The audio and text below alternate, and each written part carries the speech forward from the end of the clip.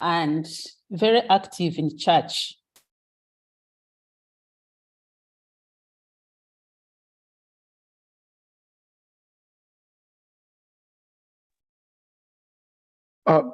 Kindly check, has Jovile exited? I can continue as she signs in again.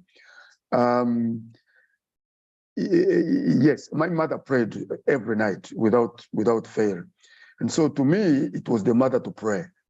And to Jova, it was the man, the father of the home to pray. So when we got married, I expected her to pray, and she expected me to pray. Expectations. So we had to balance this. At times, sometimes we would start the rose prayer, and then nobody is praying. We are all keeping quiet, and then she comes in and prays. So, but that was later sorted out. As we started, we created, a schedule. Even when we got children and the maid and so on, we all have a schedule, and we go through these prayers together. I think Jova can continue.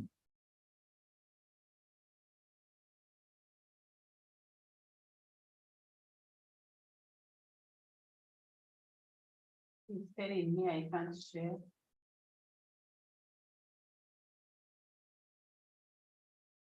Because it's not allowing me. Trying to mute me. Okay, let me continue as she sorts her technology. Let me continue on this. So that was the style for our parents, and we thought it would be the same in our family, but it became different. Then another big difference is that my father worked away from home, and my mother was in charge of the home. She was the accountant. My father used to call her the accountant of the home, and she disciplined us. She managed the meager family resources. We didn't have enough resources, but we were managing. These were two civil servants. And on the side of Jova, she has told you already that she had the impact of polygamy, which was made on her. It made her spend more time with the mother than her father.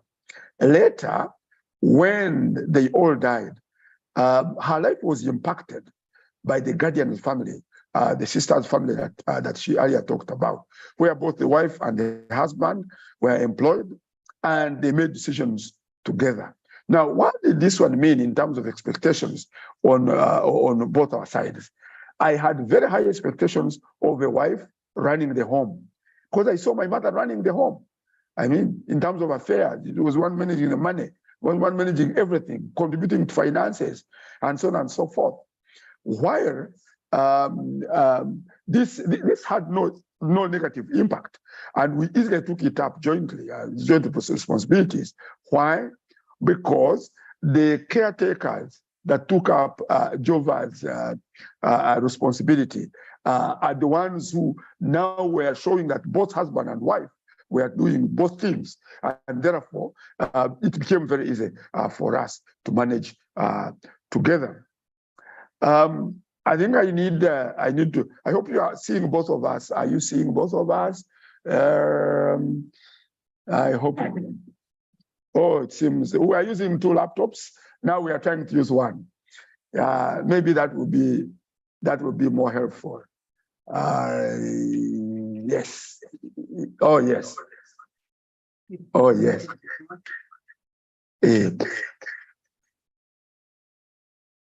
Hello, you can hear me? Okay, so that was the part of working from home, and parents being in charge of the home, and other parents not being in charge of the home. So I will leave Jova to take on the next one. On the next.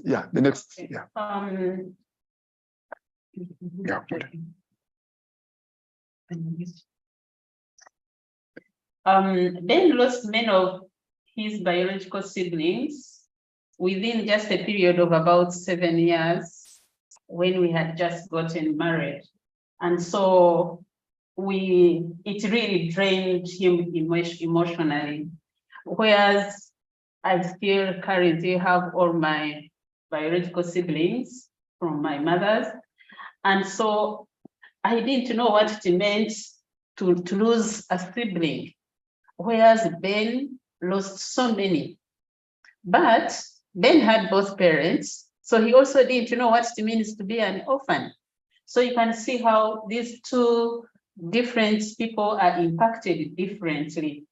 And in such a situation, if you're not careful, you can be taken to be inconsiderate, insensitive.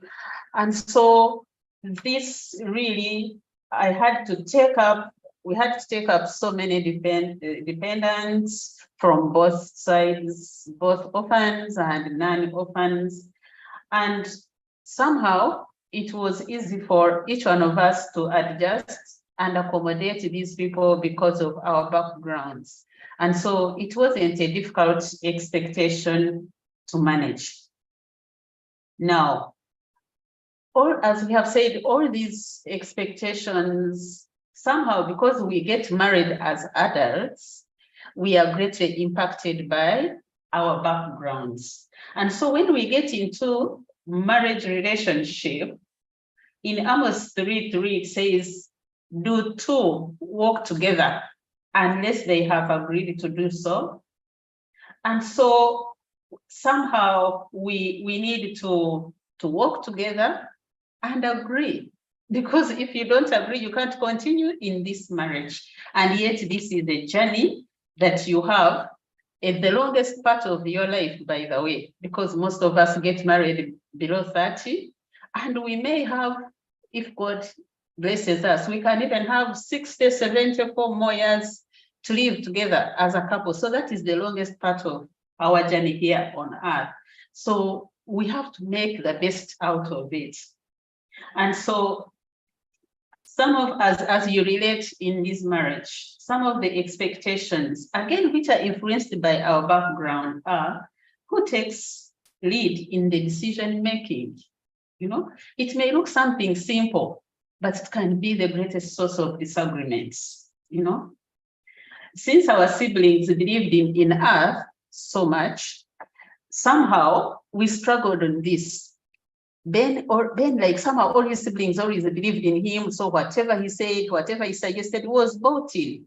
And in the same way, I grew up with my brothers, and because my sisters were already married, and because I was the only girl with brothers, somehow my decisions in the home, how to organize, how to what to cook, what to do, it was always final. And somehow we first struggled, but fellowships, marriage fellowship, we bless St. Francis for the marriage fellowship. Somehow these are the issues that we used to discuss, and we got over it and we moved on. And again, in 1 Corinthians 11:2-3, it says the man is the head of woman, as Christ is the head of man. So Christ is the model for husband's leadership.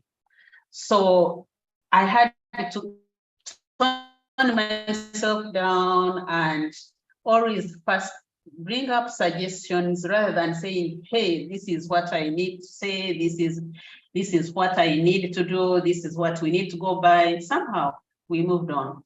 Then about friends, we both had so many friends, and both male and females, but somehow we had to create time for them. And they became our friends. So somehow we did not have to say, oh, these are the girlfriends I used to meet, my OGs, and now that we are married, it is the two of us. No, that did not become an issue. Can I add on this? Let me add on this, that we had no restrictions on who, sometimes when we are counseling these young couples, you find yourself advising, the man avoid female friends and so on and so forth. But for us, there was no restriction at all. In fact, there are so many friends of Jova who were very close to her, but today they call me more than they call her. So we became like they became like family friends. So this idea of restriction in our family was not there.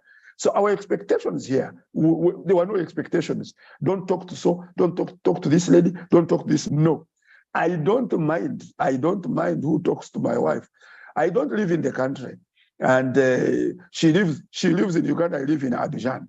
Now, she doesn't see the people I talk to. I don't see the people she talks to. But I'll tell you, I will know every day the person she has talked to, and she will know everybody, each one that I have talked to, because we communicate.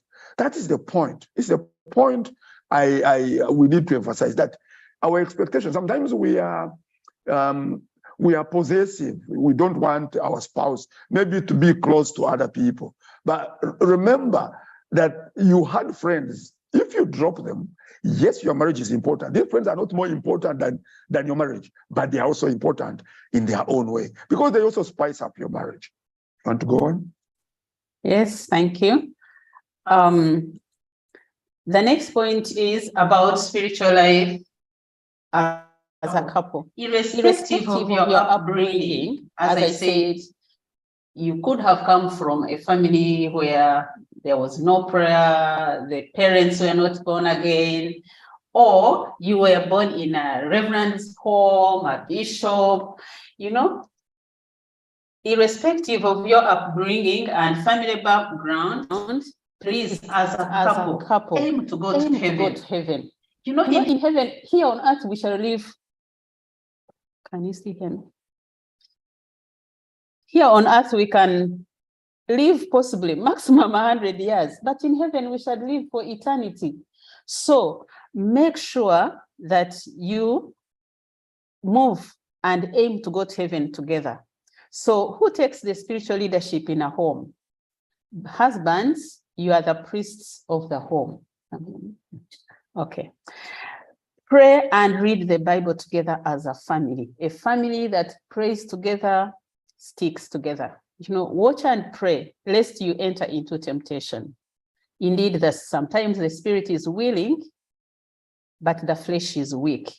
But we must all aim to go to heaven as a couple. Then pray for one another. You can pray together as a couple, but each individual, so you also pray. Pray for your spouse, pray for your husband, pray for your wife. Then again in James 1:5 says, if any of you lacks wisdom, let him ask of God, who gives it to all liberally. We need to pray. We need to then belong to a church. As Ben has said, we have fellowshipped in St. Francis Chapel, Makerere for a good number of years, and be involved in some ministry. I picked this from my guardians I grew up with. They were very active in church. So I knew they were leaders of fellowship. They used to lead Bible studies. So I knew we needed to belong to a fellowship. And thank God that Ben, even when before marriage, he did not have such, he joined me and we agreed, and we joined marriage fellowship, we joined home sale Bible studies, and it has built us up. And so celebrate special days. Again, can I add something here? Okay, please. Let me add something here. That using this. At St. Francis, we had the opportunity of leading in David Road Fellowship, but also the overall fellowship, which had about 300 couples or so. Now, taking leadership of overall fellowship of the marriages, it means that you are an example. You are an example to others. You learn from others. So it's a building force. In fact, I would like to encourage all of us who are here that be involved in some of this ministry, because they build you as a family, and they also demystify some of your expectations as you discuss with your colleagues. Continue. Okay, thank you. Celebrate special days, irrespective of your backgrounds. Whether as you are growing up, you never ever had celebrate a birthday, at least just wake up early morning and say, happy birthday, honey. Something simple like that. Don't just say, my father never did it, so I want to do it as well. We are living in a different generation, and we've got to set examples, by the way, for our kids. Our children are growing up in a different generation, and they also have to pick certain things from us. If we are going to stick to what our fathers and grandfathers did, then what example are we setting for our children? We have to move with the generation. Then agree on how much you spend on gifts for spouse, family, wedding contributions. Don't give beyond your means just to keep public opinion. Spend within your means. Then, very important, agree right from the start that divorce is not an answer to any challenge.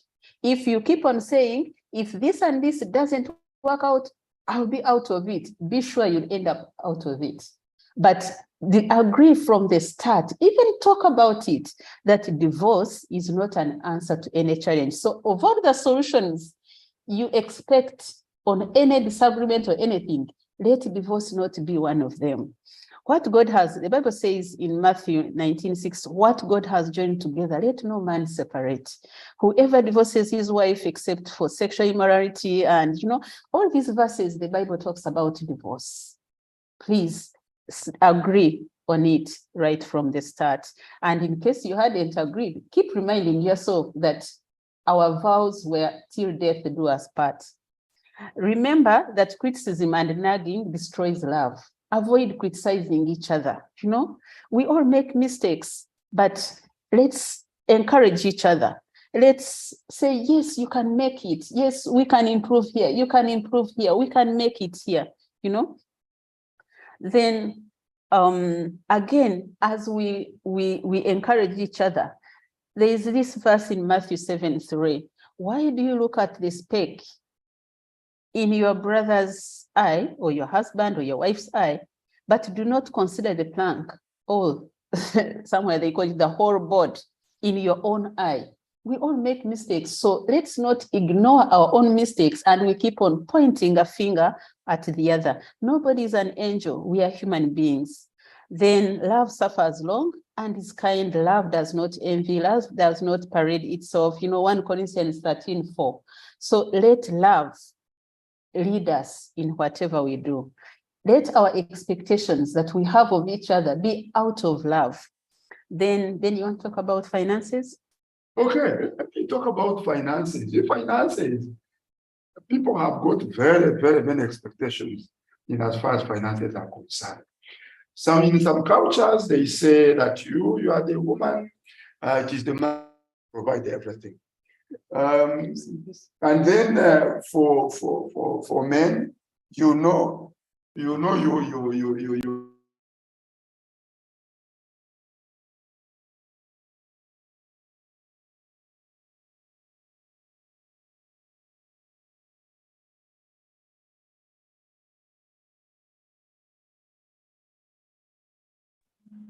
Sadly, you are muted. Oh, you're using I was unmuted by somebody. I think she didn't want me to talk about finances. Yeah, because we are using 2 laptops. I thought he was using his. Okay, yeah. So we must the man must make sure that the family needs are met, and that the wife is financially secure. Now, our example is very funny. For us, how we have worked as a family, the money in our home is our money. And it's not surprising to see me picking money from her bag, or her picking money from, I don't own a wallet even. She's the one who bought me the first wallet. And I didn't know how to use a wallet, because my money would be in my pocket. When I reach home, I put it on the table or in the drawer. I am not bothered about money. We have handled money together as a family, and money has never been a problem. Now, look, it is our money. It is our money, not her money or my money. Now, God has blessed us. Both of us were employed at marriage, and we have remained employed up to today.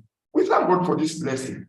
Because sometimes there are challenges related to somebody, losing one spouse losing a job, or both of you losing jobs, like what happened during COVID. Now, and it's not about how much you're earning as a family, but rather how you look at the money as an individual or as a couple. So you would like to unmute me? Okay. Mute there. Okay, right. Okay. So it is not how much you are earning as a family, but it's not how much you are earning as a family, but rather how you are using the money that you earn. So my expectations, for example, as a husband, because of my family background, I expected my wife to provide like how I provide. Now, she also expected me to provide as a man. So at the end of the day, we all ended up providing. So all family expenditures are from a common pool. And we agree on development projects, the service providers. Some are decided on by her, others by me. What matters is quality and value for money. Moreover, like now, and the groceries, whoever has time to go to the supermarket, whoever has money, I'll pick her ATM and go and pick money. If on my ATM there's no money, and so on and so forth. So basically, there's no demarcation as to what expenditures I make and what expenditures she makes. Now, the expectations on expenditure actually create problems. The question is, who decide how you decide who spends on what and when can actually tie you up. For us, it's a common agreement, and we know that wherever the money is, you use it. Sometimes she forgets her PIN, and it's me who knows it. So that is how we operate. So for us, their expectations have really been managed very well. Now, I wanted a wife, a career woman, and my father used to tell me that you must marry a woman who is working, never be the only breadwinner. And I did that. That is what I wanted. Now, maybe the example she can give it better than me when she was studying at Makerere.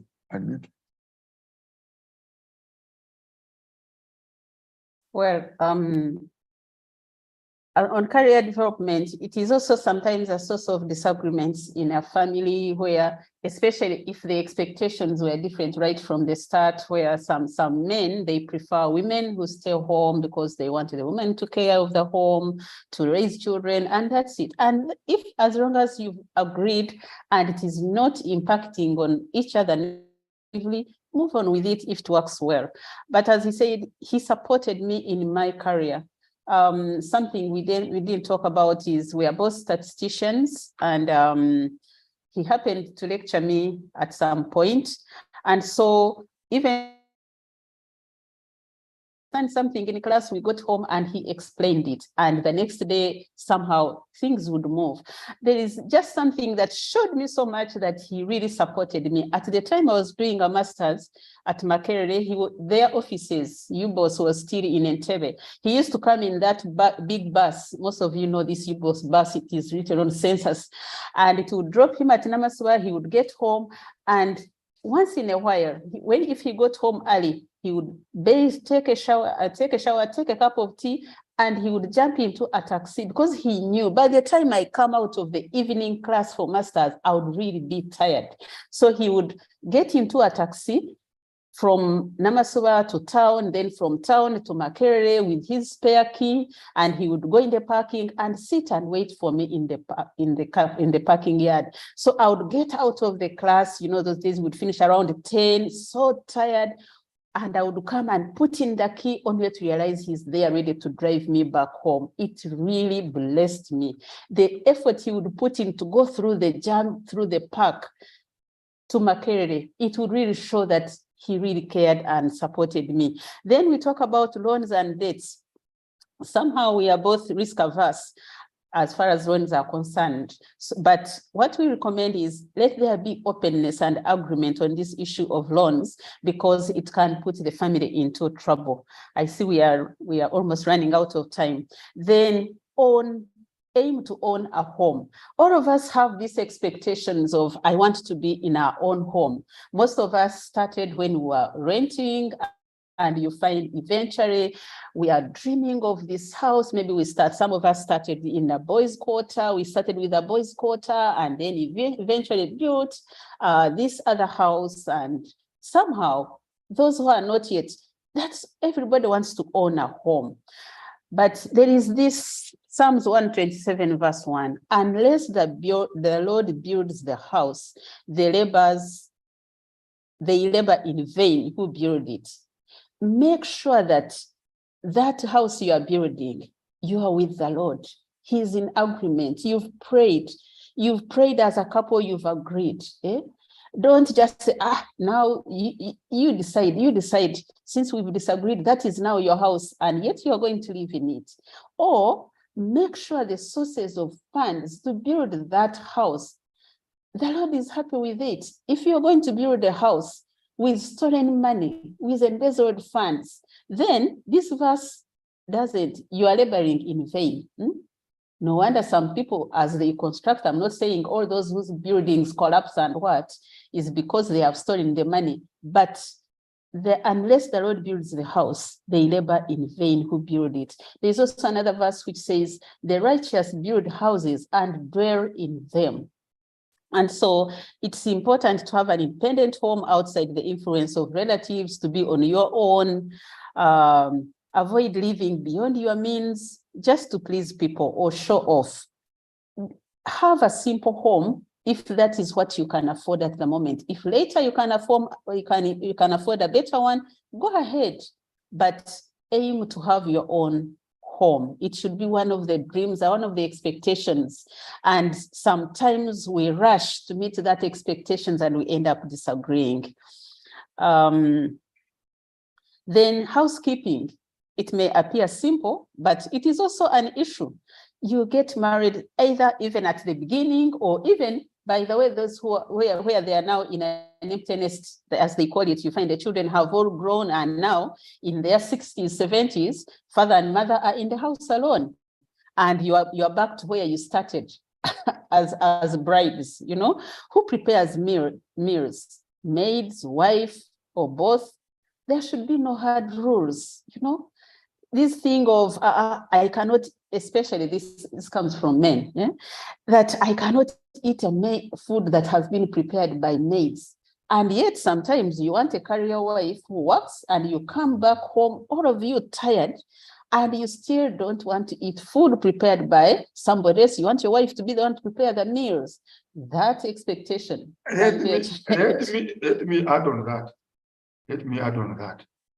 You want your wife to work, you go to work, come back together late. And then after you come, you sit in a chair, cross the leg, read the newspaper, and ask for tea. The poor lady who has been working, maybe more stressed than you expect her to serve you tea, prepare dinner, and give it to you because you don't want to be served by a maid. While, people encourage the issue of wives serving their spouses. For us, we have been a bit relaxed on that, given that both of us have been career people.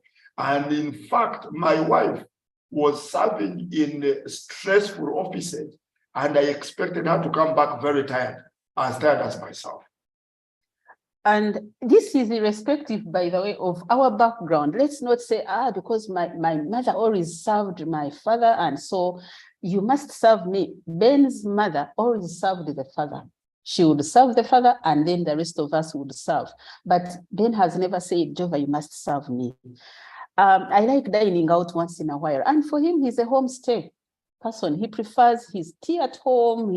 And somehow we have had to adjust. Once in a while, yes, we go out and have a cup of tea out there, but most of the time we are at home with the children. Simple things that can cause conflicts in the home. I like jackfruit, the famous fene, and then just can't stand the smell. But that doesn't stop him from buying it for me. But again, when he buys it for me, I don't keep it in the fridge when he's there, because everything in the fridge can smell fene. You know, I go and eat it somewhere outside, not inside the house, but I enjoy the fene somehow. We have to accommodate each other. They are simple things, but they matter so much. Then cleanliness in the home. We are all different and we are brought up in different environments. Some of us, our homes, we had to use mud to smear the floor and then sweep. Others, it was cement. As we were growing up, they grew up in tiles. So we may not be at the same level as far as cleanness, but each one of us can make the best out of it. We can do your best. Then we need to work hard. As it is in Proverbs 31, it says, first of all, there is this verse which says,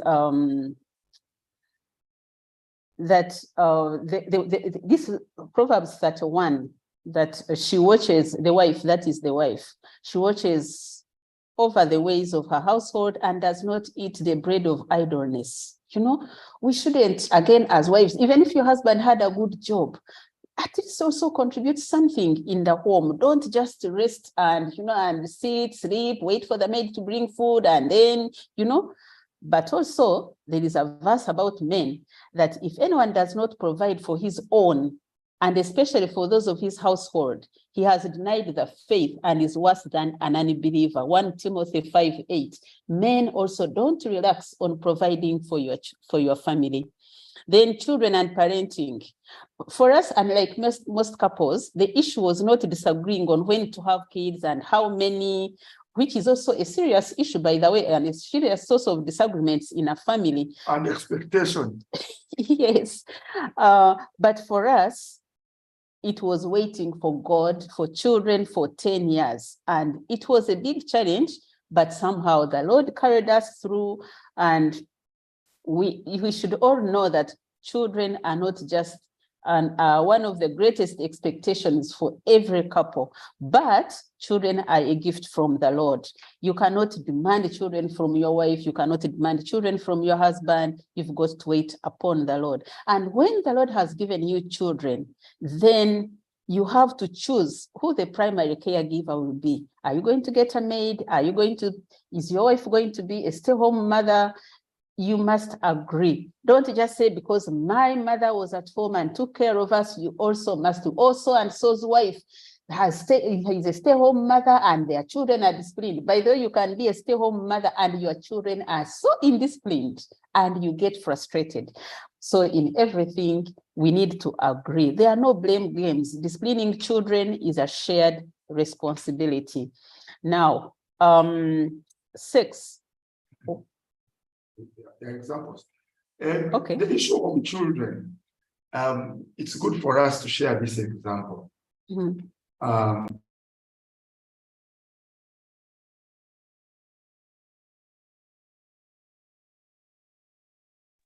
Sadly, you're muted again.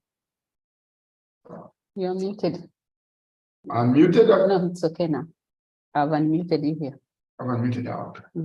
Okay. Yeah, so we waited for children for 10 years.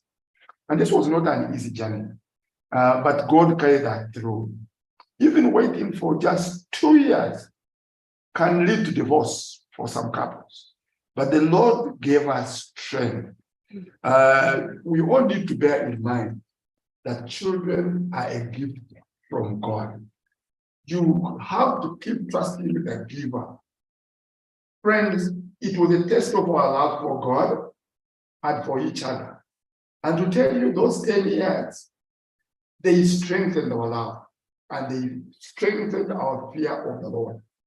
And we remained extremely faithful to one another. And when you have children, you decide who will look after them. For us, our first 5 years the first 5 years of your 5 years of any child are very important. Make your choices carefully. While you have expectations of having 5 children, think about how you look after them, particularly if you have a busy job. Choose how you choose the caretaker, and so on and so forth. So for us, we had an advantage of people who looked after our children in our home, relatives. And that was a big privilege. Of course, we were looking after them, but it was a privilege. These were immediate relatives. So it's important to know that even when you expected to have children, of course, at the wedding, there is these famous speeches. We have given you 9 months and we want to see you starting to get malaria. That one doesn't work. In fact, friends, some of you have got old children and you started giving them away and they are getting married. When you make such a statement and I'm at that wedding, I get so disappointed. Why? Because children are a gift from God. Now, suppose these children spend 2, 5 years or 10 years like us without children. That will impact on them. So why give them a time limit? Children are a gift from God. John. Okay. There is this topic about sex. I know some people are not married in here that may be watching or listening in, but it is also still something that they need to know about, that sex is only ordained in marriage. It is only in marriage that sex is blessed. And so when ladies are being prepared for marriage, they are often told that maybe the only way to the man's heart is sex, food, etc. And that for men, they are told to make sure that they provide for their wives financially, and that will be the best. But we want to say that sex is ordained by God, and it is a form of worship. And so it is something that is good, but it should not be like a God, that everything is all about sex, even as a couple. Respect each other. Let it be out of love. Let there be, continue the courtship, the love, the excitement that you had when you were relating. Let it continue. And that makes even your sex life much better. And it is for procreation. Sex is also in marriage, is for procreation, for pleasure, and for protection, so that somebody that is not tempted to go and look out for and have extramarital sex. So do not deny each other, and respect each other, and understand each other. Prepare yourselves well for it. There are a number of issues that need to be considered to have a better sex life. You need to look at the environment, the hygiene, the emotions, the fitness, all these impact on sex. If you disagree or you quarrel in the evening, even if the whole day had been so good and you knew tonight we are going to have it well, and you quarrel in the evening, it just kills it off. And we expect differently. Men's expectations in this area is different from the women's expectations, but it is something that is actually a must in marriage. You can't, unless because maybe of some disability or something, it happens, but it sums up the relationship in marriage. You want to add on? No, really. You have summarized it quite well. For the people who are not married, just wait. But when you reach there, you will use this information that we are giving you. But I would like to point out something small, particularly for the men. Men out there. Men, we are always having expectations of having children quickly and as many. We would want to have as much sex as is available. Just know that for you, you are different from the woman. That is what is important. So note that. Yeah. So as we conclude, there are some few relevant scriptures which you possibly can scribble down and read at your own pace. Colossians 3:23-24. Whatever you do, work at it with all your heart. etc. Psalms 128:2. You eat the fruit of your labor, blessing and prosperity will be yours. Right. Your wife. Your wife will be like a fruitful vine within your house. Your children will be like olive shoots around your table. Ecclesiastes 9:9. For husbands, live happily with the woman you love through all the meaningless days of life that God has given you under the sun. The wife God gives you is your reward for all your earthly toil. Then Deuteronomy 6:6-7, you can read that. And Proverbs 13:24, whoever spares the rod hates his son. Expectations about disciplining children. For me, I will not touch my children. We should not touch our children. Look, whoever spares the rod hates his son, but he who loves him is diligent to discipline him. And you can have these scriptures, which you can look at your pace. Apologies. We have, I think, taken a little bit more time. I don't know whether there were questions in here. If there are any questions, I've been looking through the chat. I didn't see any. I responded to some few that were there. But I don't know how it is, whether you raise questions, I don't know. But would like to stop here and to thank you for giving us the opportunity to talk to you in this fellowship. Yeah. Thank you so much, and may the Lord bless you. Thanks a lot, Ben and Jovile Mungyereza, for this and some very interesting lessons I got in there. I've been down this road for a few years, and sometimes it feels like 25 is too far. Just a few years ago, I thought 1 year was too far. And it's beautiful to see this. Thanks for the lessons. Thanks for the lessons on marriage and getting to know each other a little better, and a lot more regarding finances and honesty with each other. And we're truly grateful. Just a few claps and flowers for our guests this evening. Just put that in the chat. We're really grateful for that. And again, my name is Isaac. Sorry I came in late. I am your moderator for this. I should have been here. Sorry, my family just got back home. So I'm going to give a chance for some questions, and I want to look at the chat to see if we have any questions, and then I will just I need to look through this. I need to go through a tab. So but Ben answered a few of the questions that were in here. So if there is any question that, okay, someone is saying, can they highlight a bit on communication? Thanks. Well, you see, communication is like when you have a car, communication is like the oil.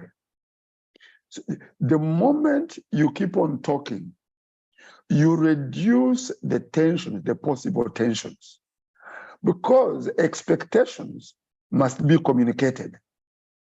And they must be communicated romantically. Don't communicate harshly. When you communicate an expectation romantically, it actually sinks better. So communication, I would say that communication solves about 98% of the challenges in a marriage. And don't think that communication is only words. Communication is about your gestures. Communication is, men, we sometimes use silence. Let me talk to you, men. Men, we sometimes use silence. I am silent. I don't want to talk. So what? When you don't want to talk, you are actually harassing yourself. You're not harassing the person who we're not talking to. So communication is a solution to understanding and accomplishing all the expectations that we have in our spouses. You want to add on, Jova? It's okay. I'm seeing somebody. Sorry. Bira has his hand up. I don't know whether he's still to do with communication or something. Bira's question is what we just dealt with. I don't know if it's about communication. Okay. Yes. Just to add about communication is, as he said, we need to avoid responding very fast. And that was me.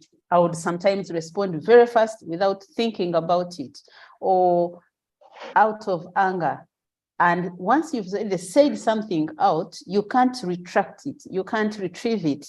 So let's calculate our words. If you are not in a good mood, if you are not, don't be quick to respond. You first think through and communicate. And if you cannot resolve something in a day, don't insist like, we must discuss this and conclude it.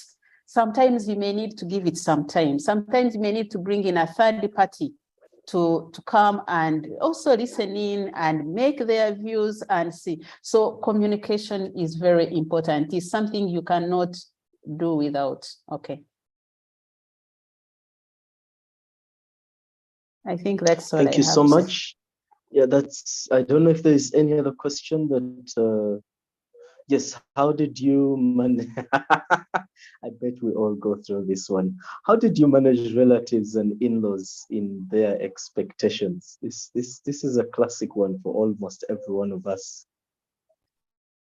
And a very interesting one somehow, really.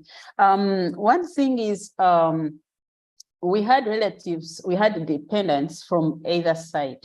And one of the things we did is to avoid, I would manage to a greater extent my relatives, if it is on a negative side. If any of them was indisciplined, I would take the lead, but Ben would also participate. And likewise, if somebody came from his side and he was indisciplined, he would take the lead. But secondly, all of them had to participate in doing work. I always told them, if we have a maid, we pay the maid. So she is our maid, not their maid. So they must respect that maid and they must help the maid. So these things of these, and there's a time we had 5 university students and they were boys in the house, and the whole day they would want to be on TV, and then the maid cooks for them, washes the dishes. What I told the maid, if they don't do work, don't cook for them and let them spend the day hungry. And they would never tell me. So one of the maids, when she left, they said, that maid mistreated us. I said, you deserved it. Why would a maid mistreat you if you were helpful in the home? So all of them did work, and we all participated in disciplining them. And any of them who was indisciplined, irrespective of whether they are from my side or his side, then either we helped you away from home and somehow, but you could not take away our peace in the home. Ben, you want to add something? Okay. And these things of putting me aside, and you're telling me about your child who needs school fees, or you need this money for this and this, that one does not work. We have a principle, myself and Jova, we have a principle. If you don't want both of us to know, then don't tell me, because we are husband and wife. So if these things if you want to come and tell me, I have a child who wants to go to school and I want you to help me, I will say, okay, fine. Let me think about it. I will put you in suspense, and when we have discussed it, we agree, we accept. If we don't accept, we don't take you on. So the responsibilities we had on either side would be agreed on jointly. That's one. 2, sometimes it would not be surprising for me to identify somebody to help on Jova's side, and she also identifies somebody to help on my side. When my mother was still alive, I used never to think about these things of my mother's clothing. Never. never my wife would handle. Because that is, I mean, that is, she knows, she would know better. They were very close. And you know, I had this expectation of my wife loving my parents, and my wife satisfied it 100%, in fact, 150%, or even 200%. She loved them. Even my mother, on her deathbed, she was all praises for Jovile. So we make sure that whatever comes to me is shared with my spouse. So there's nothing like separating us to play games with us. No, it doesn't work.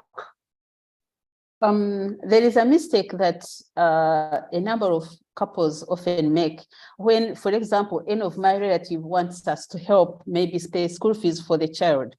If I said, okay, let me discuss with my husband and we get back to you, it would mean that possibly I would have actually accepted, but if we come back with a negative, it would mean that Ben is the one who refused it. So that's why Ben said, if any of his relatives, for example, approached him and said, can you help? He would say, I'll think about it. He would not say, I'll discuss it with my wife and see, you know?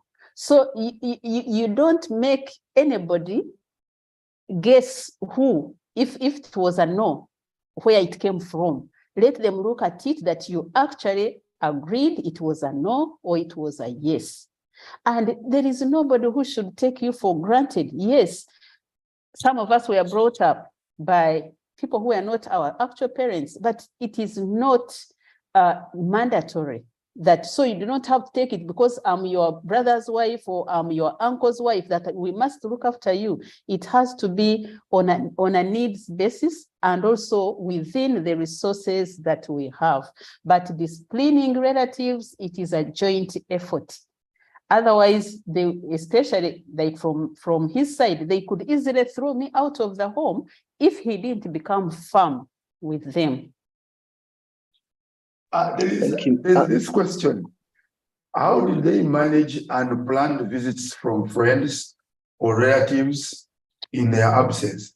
If I am not at home, why are you coming to visit? You know? No. Some of these things, we have got to be very strict.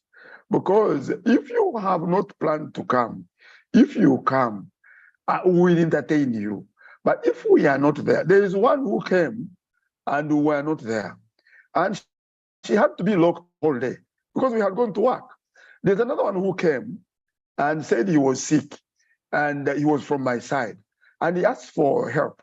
He said, I want medicine, you know, I couldn't get it in the VA. I said, give me the prescription. He gave me. The total cost was about 60,000. So I told him, okay, now you have bought the medicine. I think it's okay. You can now go home tomorrow. Because, you know, I can't leave you. You are a man. I can't leave you in the house with the maid alone. No, that time we didn't have children. So I said, I leave you transport and you go home. What he did, he doubled the amount that he should have asked for. And I got to know when he had left. I picked the phone. Hey, Musana, take him to Musana. I picked the phone. I called him. I told him, you told me a lie. You got more money from me than I should have given you. So from now, please don't come to my home again. Simple. These are principles. Otherwise, somebody will spoil your home and when you are there watching. So please be careful about this. Now, I also wanted to add, somebody said some in-laws can be really troublesome. Yes, they can be really troublesome. But let me say that God was really gracious to us. How? My immediate family and Jovile's immediate family, there was no, like, you know, the person you call a troublesome in-law. No. When I was growing up, my mother used to tell me that, you know, as your wife will be another one. Because you always talk about your wife. Because I would always tell them, for me, if you do this to my wife, you will see. For me, if you do this, you will see. So they knew that my wife was everything, and up to date. Everybody knows it. And men, we must do that. Because if we don't do that, remember, these women come to us, come to our families as visitors, as strangers. So it is our responsibility to make sure that we create, you know, like some sort of like protection, you know, around them. That's what we have done. But for our two families, even when we didn't have children, none of our immediate family members put us on pressure. None. Not even my parents, not even Jovile's relatives, not even those immediate ones, no. But of course, there are those distant ones who keep on touching the tummy and asking you whether you have got malaria or not. There's one who asked me whether I'm a man. I said, yes, I'm a man. He said, no, if you are a man, you would have sent away this woman and married another one. I said, well, that is outdated. He said, no, don't say it's outdated. That's what it is. That's what it should be. I told him, okay, that is your business. But for me, this is my wife. That's all. Unfortunately, after some few days, he passed on, but I had forgiven him anyway. So we did not get immense pressure from our immediate families. And I think that is what helped us to manage some of the situations. Thank you. Thank you so much. I love the idea of resources and the issue of leadership and choosing to say this is what it should be. I see someone has said this is the idea of what it means to be a leader. The principles set by a man are good because it shows that he's a leader. And I mean, my journey with my in-laws has been interesting, but also, like you said, you need to be careful about things that will mess up your home and your marriage. And sometimes to learn to say no, even when you know that it's going to cause a bit of hell, but you know that you're intact as a couple. And for me, that's something that's really, really beautiful. Our time is fast spent. Unfortunately, we may have to stop there. And I must say again, Ben and